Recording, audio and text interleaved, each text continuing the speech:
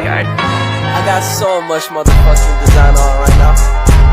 Bring it down, bring it back, make it clap. I got 3 old thoughts, new block, wear that thing. Bitches on my line, and you know.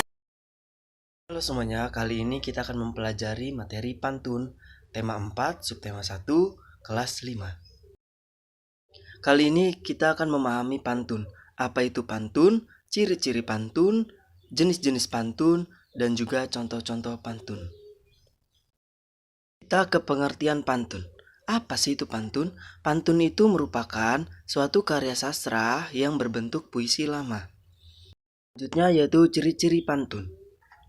Ciri yang pertama yaitu satu bait terdiri dari 4 baris. Ciri yang kedua yaitu baris ke-1 dan kedua merupakan sampiran. Dan baris ke-3 dan ke-4 merupakan isi.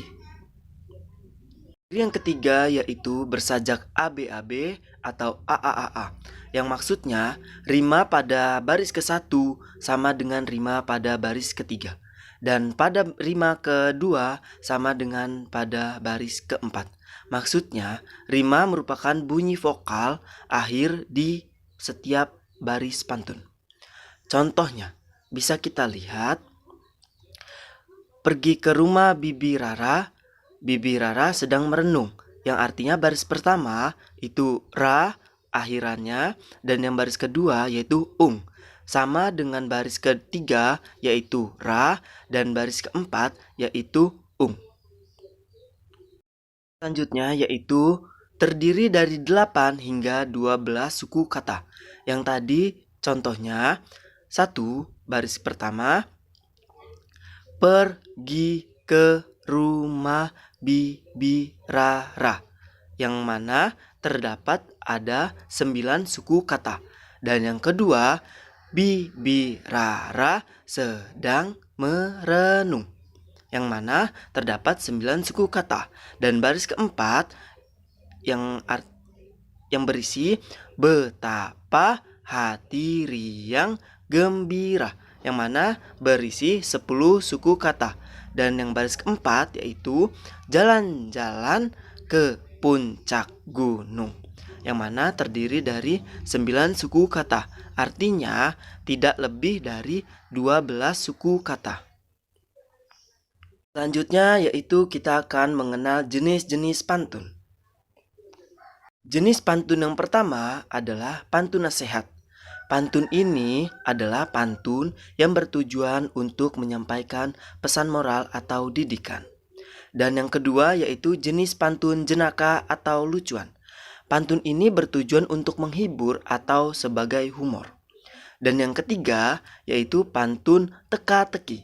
Pantun ini yaitu pendengar yang berpikir atau mencari jawaban.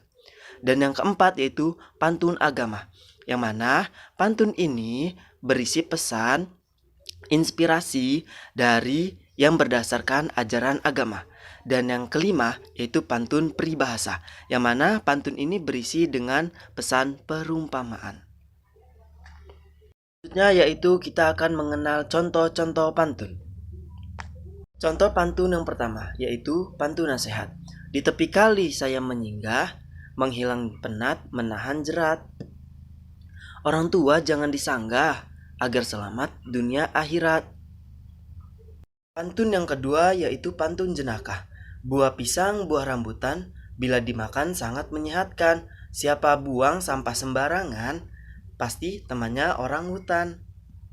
Contoh pantun yang ketiga yaitu contoh pantun teka-teki. Makan nasi berulam raja ditambah dengan sambal sotong. Kalau adik pandai menerka, binatang apa tidurnya tergantung.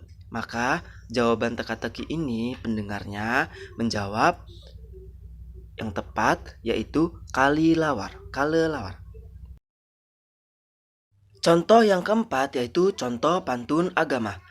Jangan suka memfitnah orang benci Tuhan pun murka. Jangan suka melalaikan sembahyang, bila mati masuk neraka. Selanjutnya yaitu yang terakhir, pantun yang kelima, yaitu contoh pantun peribahasa. Daratan Eropa terasa dingin, sering belajar jadinya pandai. Barang siapa menabur angin, pasti akan menuai badai.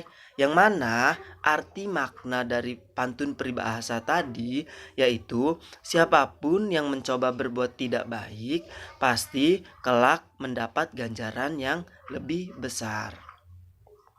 Nah, tadi sudah dijelaskan, tetapi ada tambahan lagi nih, yaitu unsur-unsur pada pantun.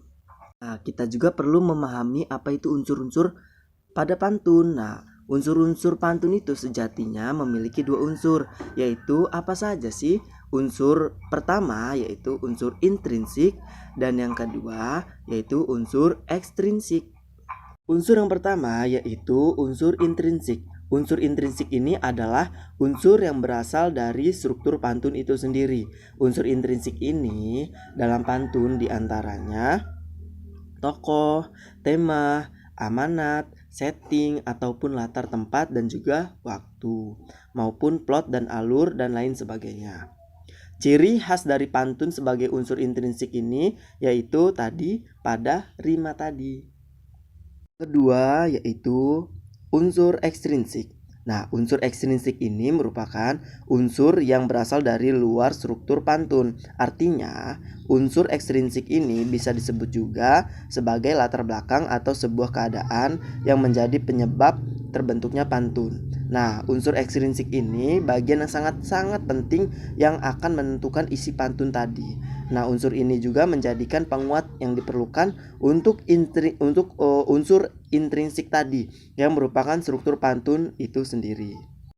Kita beralih lagi ke peranan dan fungsi pantun. Apa itu peranan dan fungsi pantun? Nah, untuk apa sebenarnya pantun itu? Pertama, pantun itu tercipta sebagai alat pemelihara bahasa. Kedua, peranan dan fungsi pada pantun itu, jika orang masih menggunakan pantun, itu artinya dia telah berusaha menjaga fungsi kata serta mampu menjaga alur berpikir. Meskipun akan memberikan nasihat, namun orang yang berpantun akan memilih perkataan sebelum mengutarakannya. Yang ketiga yaitu pantun juga melatih seseorang untuk berpikir tentang makna yang ingin disampaikan kata sebelum mengucapkan pada orang yang dituju agar tidak menyakitkan seseorang. Selanjutnya yang keempat, peranan dan fungsi pantun itu artinya orang yang akan berpantun akan terlatih untuk berpikir asosiatif. Maka dia akan berhati-hati dalam memilih atau mengambil suatu kata-kata karena kata-kata yang dipilihnya akan ada kaitannya dengan kata-kata lainnya. Kelima, yaitu dalam segi pergaulan, pantun juga memiliki fungsi yang sangat kuat. Itulah mengapa pantun tetap enak untuk dimainkan atau didengarkan dalam suatu berkomunikasi. Nah, selanjutnya yaitu yang keenam. Keenam ini pantun juga menunjukkan kecepatan seseorang dalam berpikir dan juga memainkan kata-kata. Maka meskipun secara umum peranan sosial pantun juga merupakan alat penguat untuk menyampaikan suatu pesan-pesan. Yang ketujuh, peranan dan fungsinya pantun itu bahwa pantun mampu menjadikan penjaga dan juga media kebudayaan masyarakat Indonesia serta untuk memperkenalkan dan memastikan nilai-nilai pada masyarakat agar tetap ada. 8. Peranan dan fungsi pantun yaitu pantun juga seringkali digunakan dalam kegiatan upacara adat di berbagai daerah dengan tujuan untuk menghibur atau memberikan pesan-pesan bermakna dalam suatu kegiatan. Dan yang kesembilan, peranan dan fungsi pantun yaitu pantun juga merupakan suatu karya sastra identitas bangsa Indonesia yang mana harus kita tetap jaga kelestarian kebudayaannya dalam suatu pembelajaran karya sastra. Dan yang terakhir, peranan dan fungsi pada pantun yaitu pantun juga bisa membuat pendengar akan merasa gembira dan juga menyenangkan.